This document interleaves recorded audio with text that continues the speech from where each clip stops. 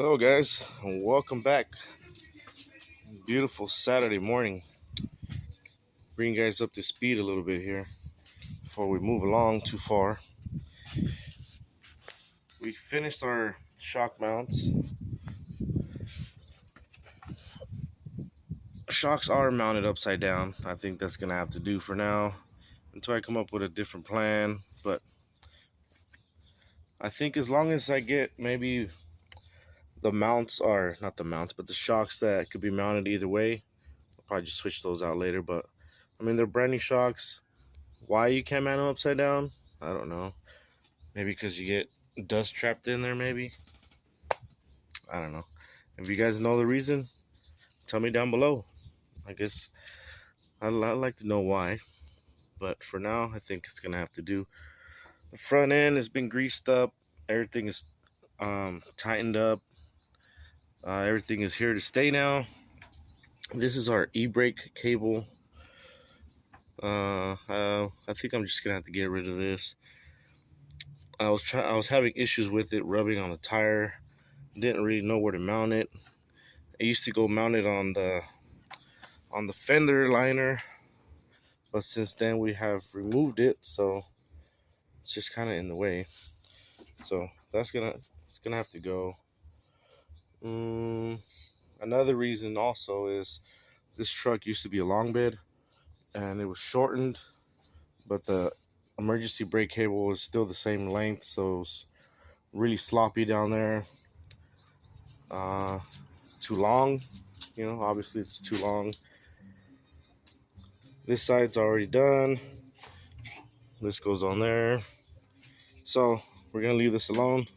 We'll call this good for now. We need to put this, and we need to install these guys. These are switch suspensions, firewall mounted hood hinges. So kind of glance through the instructions. Doesn't seem too hard. Measure the middle, and it gives you a measurement to the left and to the right. Basically, you make your own little template. Then you put your template on here. Mark your holes, drill your holes. Make one large hole here, one large hole here. Then combine them so then you have a slot where this thing will come out and swing up. But I'll show you how to do these when we get there. Kind of want to leave the front end alone. Just kind of tired of being in here, honestly. Sometimes you just got to switch it up, do something else, come back to this. So this is what I started doing over here. So I'm actually working on the CNOTCh, getting this thing knocked out. First and foremost, you got to get rid of all these rivets. Now, I don't have a what is it called? Air chisel. I don't have one. A buddy of mine came the other day and he had one, so he helped me do the ones actually under the cab. And these, I figured I would just do these myself. You could do it with a grinder.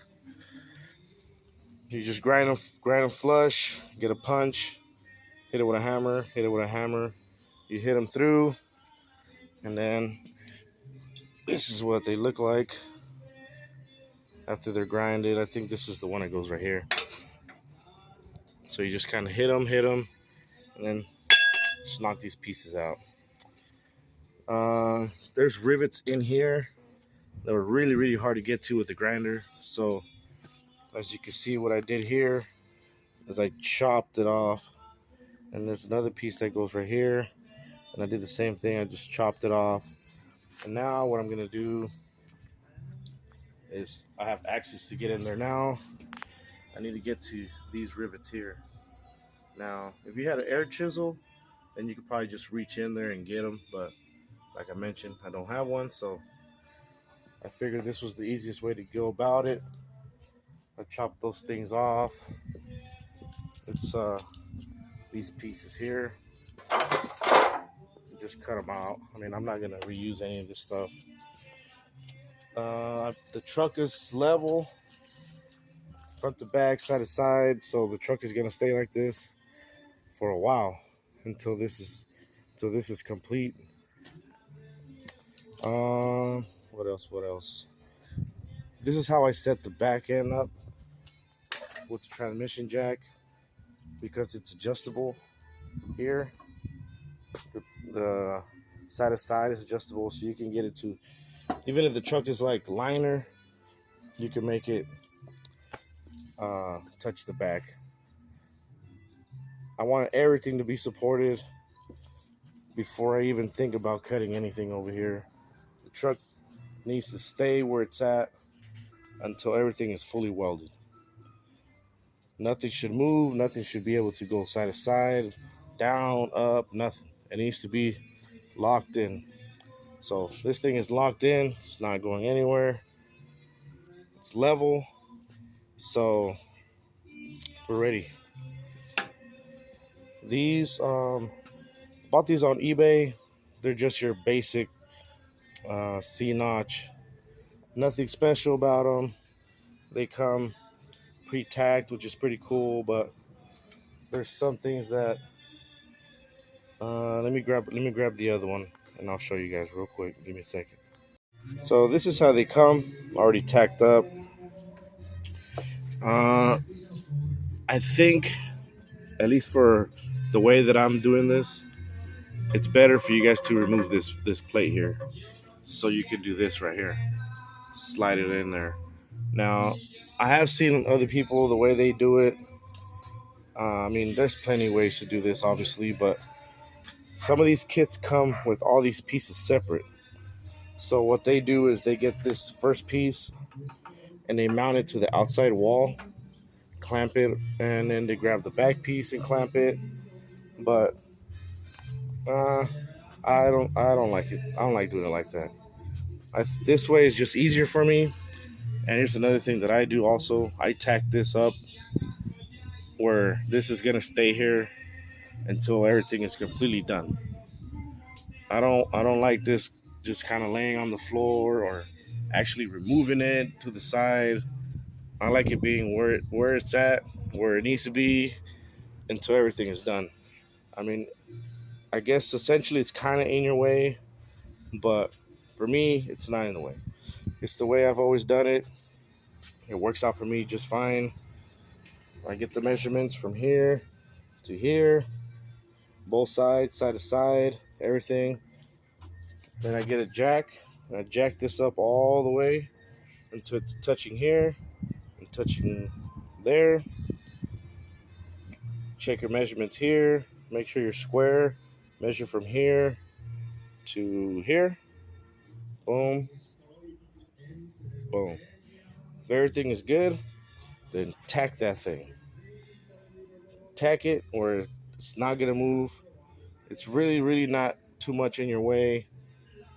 I mean, you got a good, heck, I don't know, what is this, like 10 inches or so? Or here, I'll let you know exactly how big it is right here. It's about 9 inches, 9 and 10 inches. So a sawzall will fit in here, or even a grinder. A grinder will fit in here. I don't even know how I'm gonna cut it. I think probably with a grinder. Grinder always does me good. I cut it here with a grinder, cut it here with a grinder, cut the back side, and then sawzall the middle. And then after that, I cut both sides, and then I put a jack under here because this thing's gonna fall.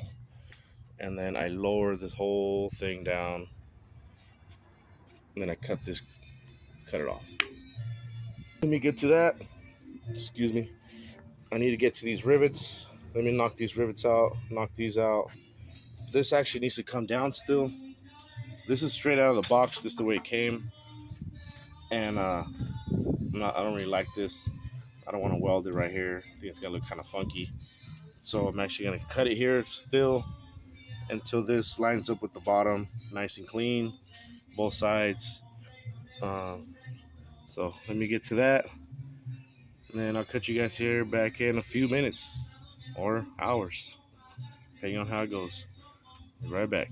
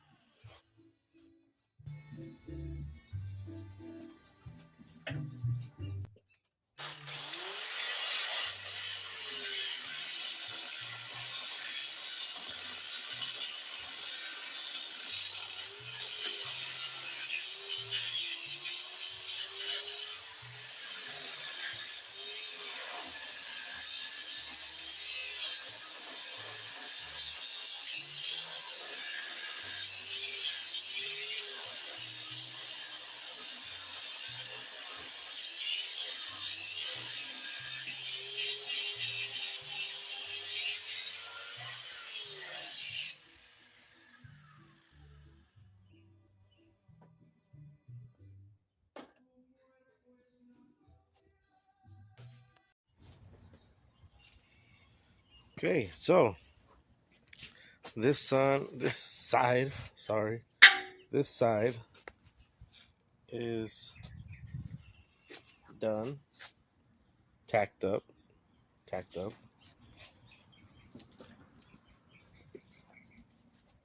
So this is what I went with.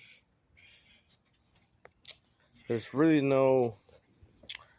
um, no certain measurement that these need to be. It's all kind of based on how much notch you want on your vehicle. Let's see if I can get a measuring tape. Here's one right here.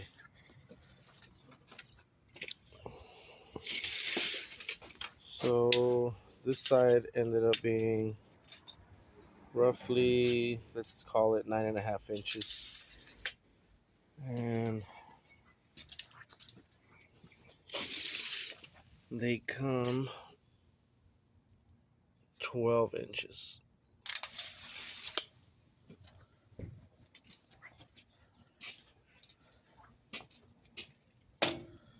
So we're about 9.5 inches. They come 12 inches.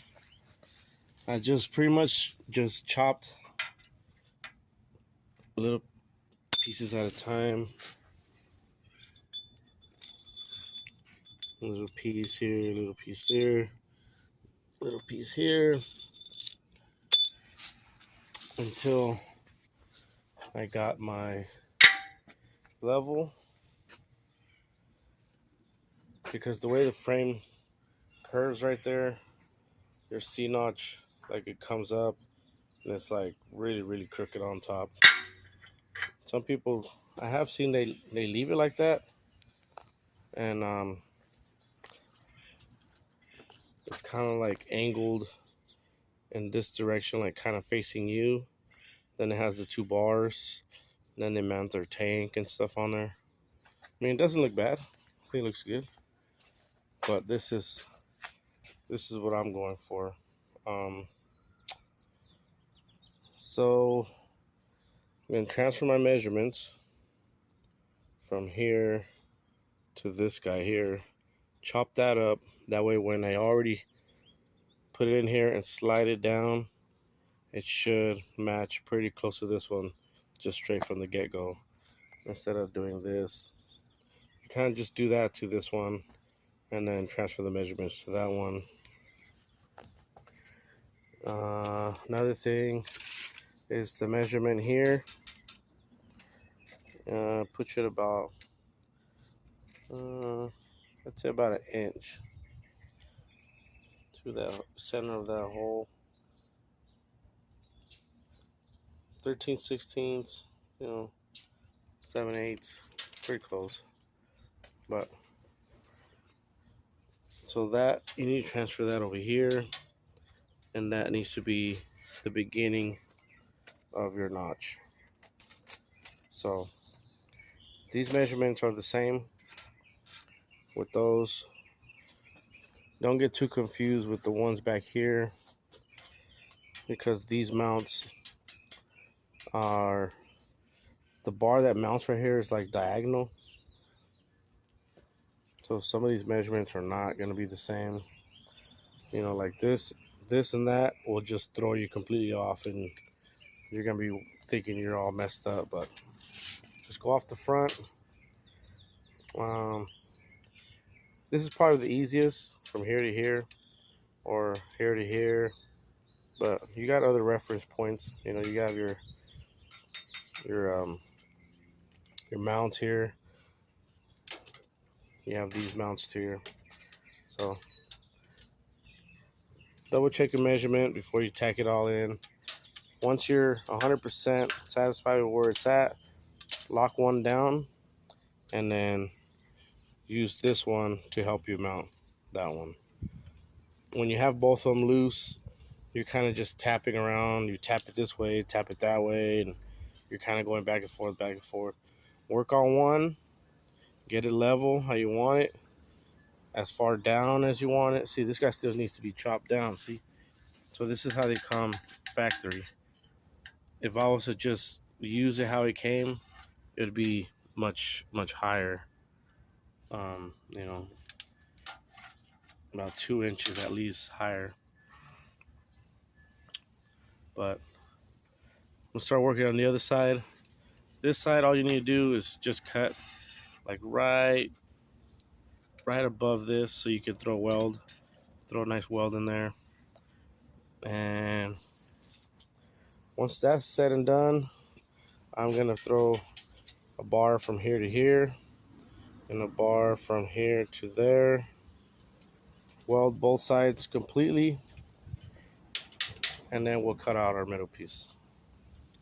So let me work on that side, and I'll be right back, and we should hopefully have 2 of these standing up right next to each other.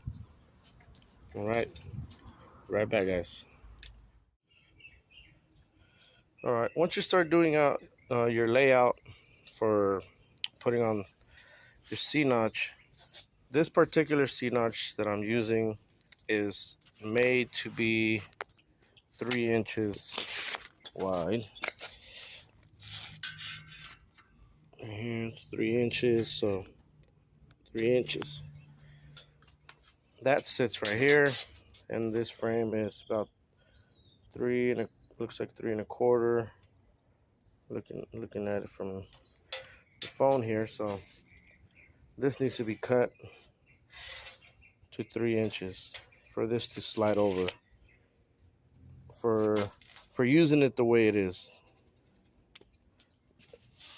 So what I did is I grounded down the weld flat both directions. That way I got a nice crisp line to measure from, and it measures 3/4 inches from where this sits on the frame to the beginning of the hole. So I came here, beginning of the hole, 3/4 inches, and I made a line, and then I got 3 inches from this side of the frame this way, 3 inches, and then this thing is approximately, I think it was 4.5 inches wide this way. So then we did 4.5 inches this way, made a mark, so this piece needs to come off. Going this way doesn't matter too much because this whole section is going to come off, but this measurement does matter because this stays.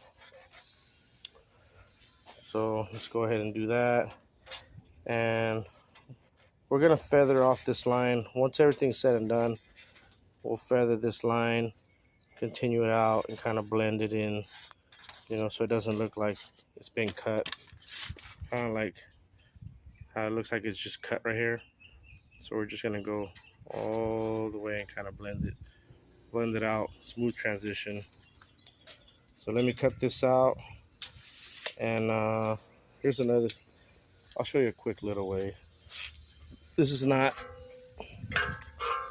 as accurate, you know, but you can sit this on here and kind of eyeball it, and you can reach in there with a marker and mark it from the inside.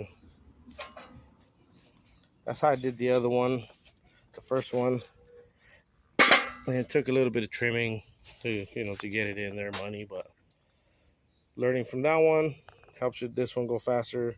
I think if you start with the actual measurement and everything is true to where this needs to go, it should just slide right up in there.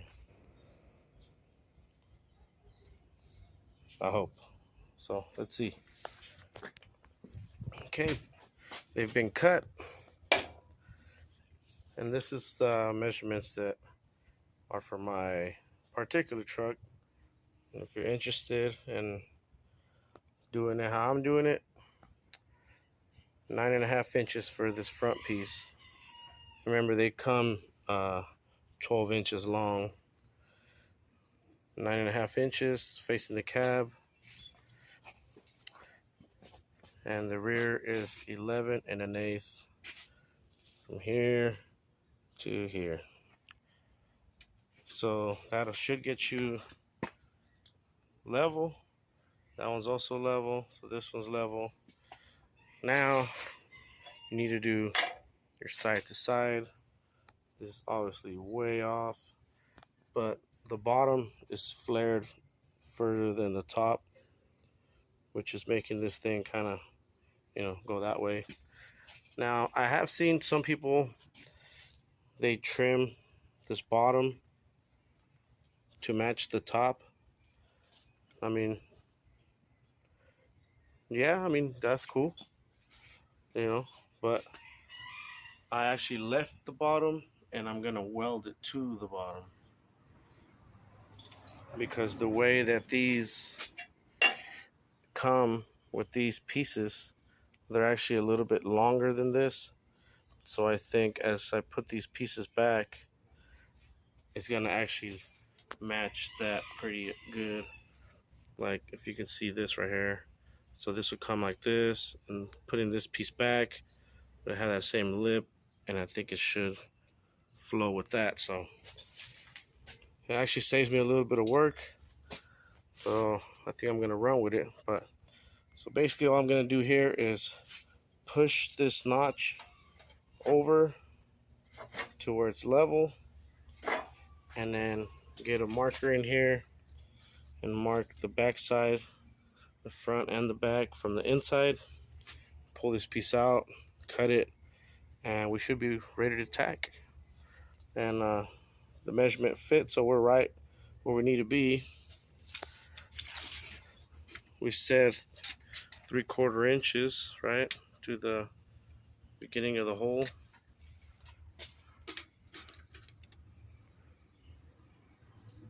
Three-quarter inches to the beginning of the hole. You can tap this back and forth, so you know I am gonna, like, it could go back a 16th. I mean, there's gonna be somebody out there saying, "Oh, it could have went back a little bit." You're right. You know, this is for recording purposes only. But I am gonna measure it, money, and then we're gonna go measure from there to here, there to here, front, back, side to side. Make sure everything is good. We'll tack this in. Make sure this is level. Make sure that this is still level. And we're gonna get a measurement from here to here, and another one from here to here. And I gotta see what kind of material I got back there. If I don't have pipe, I think I do have some square tubing back there that'll work. For the shock mounts, I think I actually have some shock mounts that I bought. I have to look through a couple of these boxes, but I want to say they're for a 2-inch pipe. So it's probably ideal if I find a 2-inch pipe. I see a couple big ones back there. Those look like 3-inch, but I have to look through my stash right now, see what I got, and we'll throw a bar up there, and maybe we'll weld this today. I mean, that side went pretty quick. I mean, the first one is going to take the longest because, you know, it's a universal piece. It comes, you know, extremely too long, too wide, too, you know, whatever. These still need to be cut still. That needs to be cut still, you know, whatnot.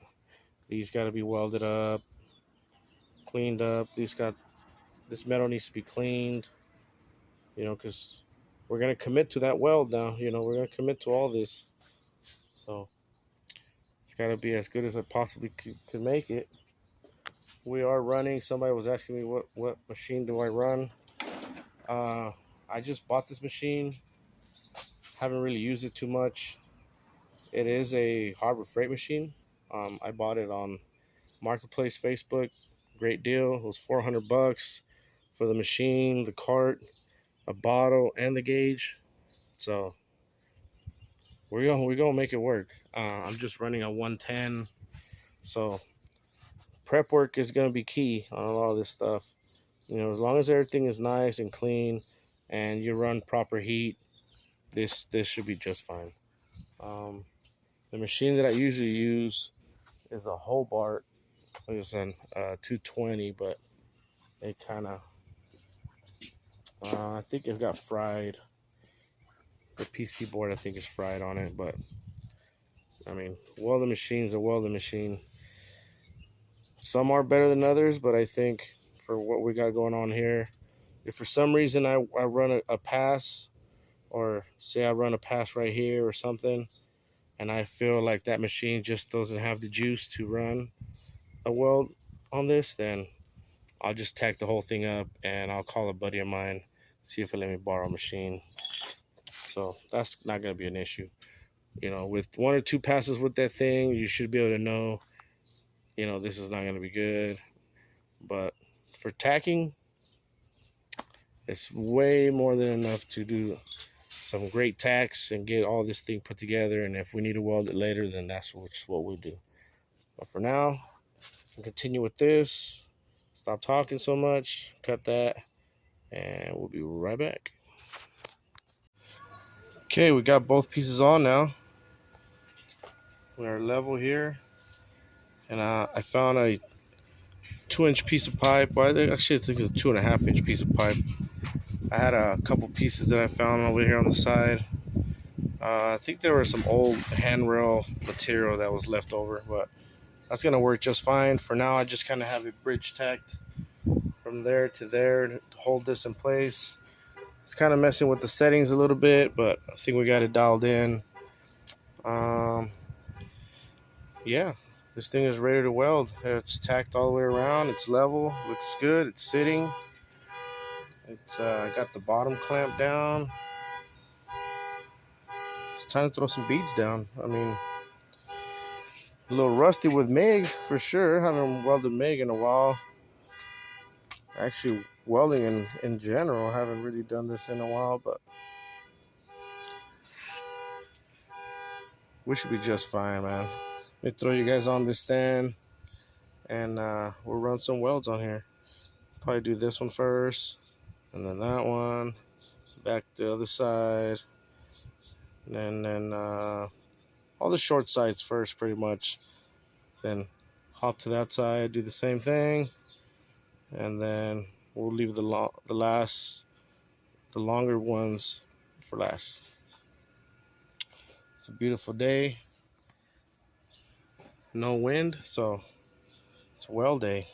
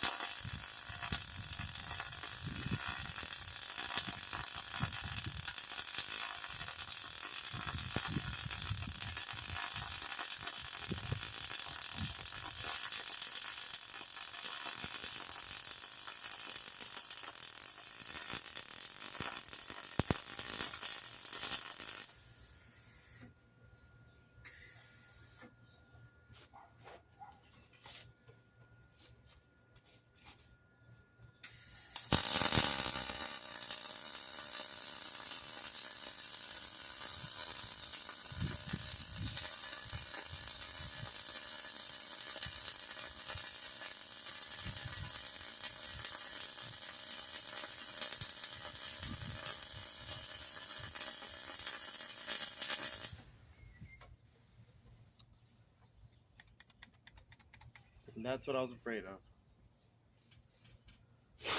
Exactly what I was afraid of.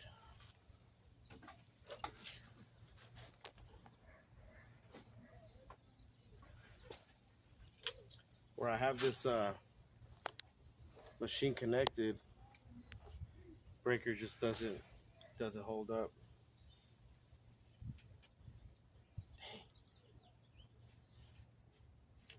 So I gotta find somewhere else to connect this machine. We'll be back.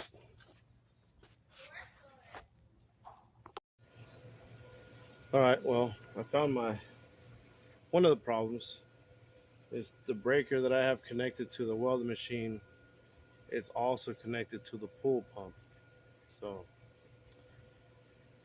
I had to connect somewhere else, and the only next plug I got is like 50 feet away. So the machine's not running that great anymore. I was still able to do a couple passes. I was able to do that, the other side. But once I started doing this side, I got from here to here, and it blew that breaker too. So, and then we started getting wind. So I got this. We're hooched up right now. I know you guys can't see that, but I'm basically under an umbrella trying to knock this out. I mean, we're already so close, man. So I'm just gonna go for it. It's gonna probably have more start and stops than I wanted, but at least I know how far I can go without it going off. So basically I could go from here to about half of this piece, and I'll just stop, hop to the other side, hop around. But the machine is running good. I mean,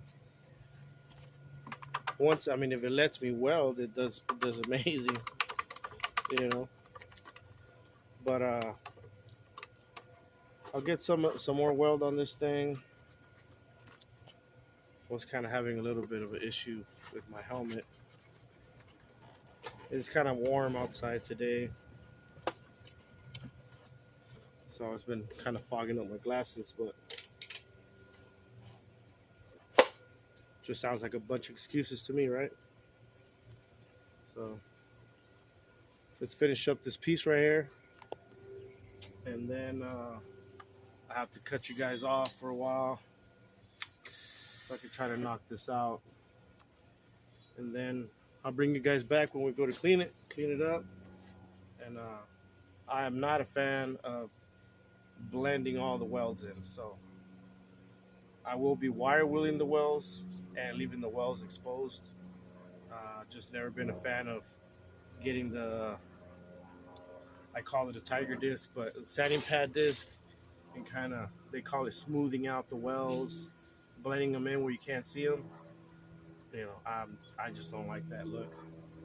I think you should try to take your time and make a decent weld, and you should be able to leave it on there. So that's what I'm aiming for. So that's what we're gonna try to do. Let's see if we can make it down to here.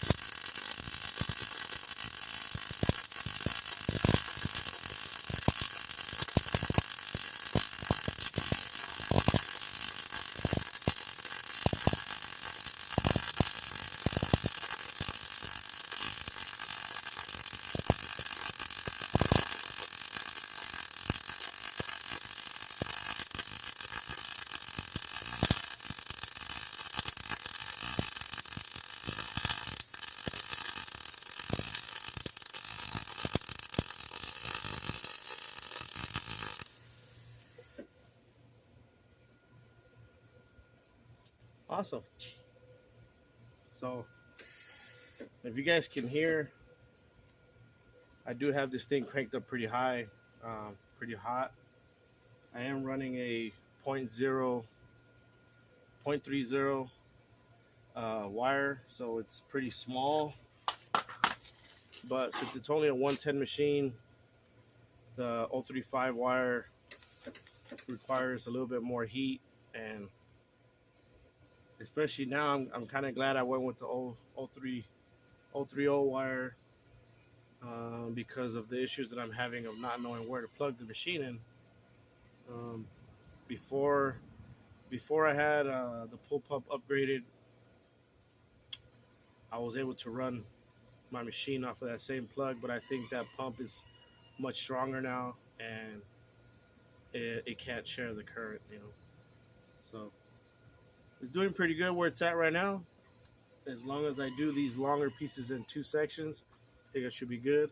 So let me do that, and I'll be back with you guys in a few.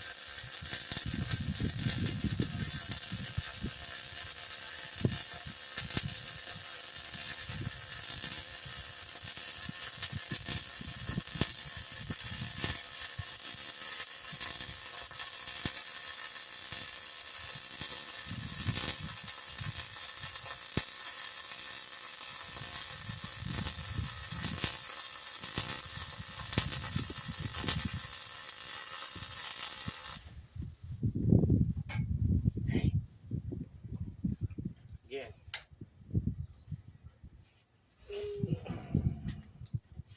Joanna, hit that breaker again, please. Besides that, the thing works good.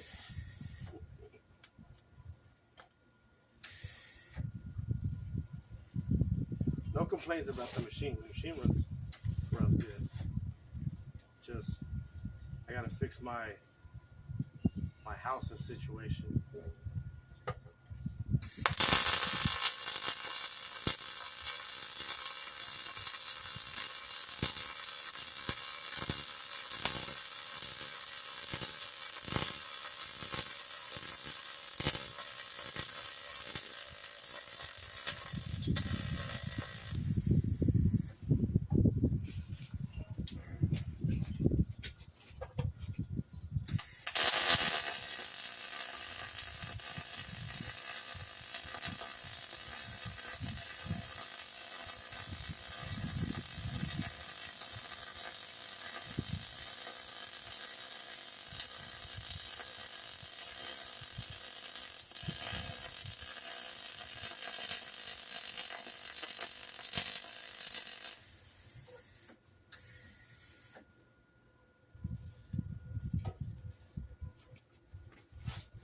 See if I can get out of this thing without falling down.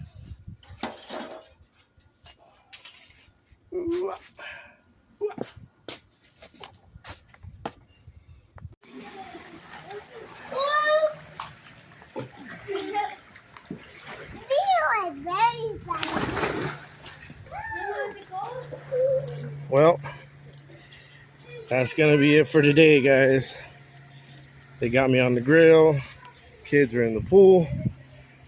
But let me show you as far as we got. We did get a chance to weld pretty much everything. Once we got that welder dialed in, did weld pretty good. Not gonna lie. This is the titanium MIG 140 by Harbor Freight. It is a, oh, forgot to turn off the gas. Running a 0.30 wire. That's the settings I had it on, pretty much 7 and 7. It's kind of pushing that machine, as you can tell by the way it was setting off the breakers. But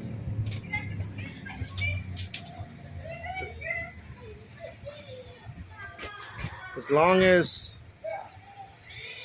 it stays welding, I mean it runs good. You can tell by the heat, you know, it's getting in there, and then plus I'm grinding it, you know, to get full penetration in there. Show you all these welds. I don't try to hide anything, you know. If your weld ain't that great, grind it out and try again. See this right here? I don't like this.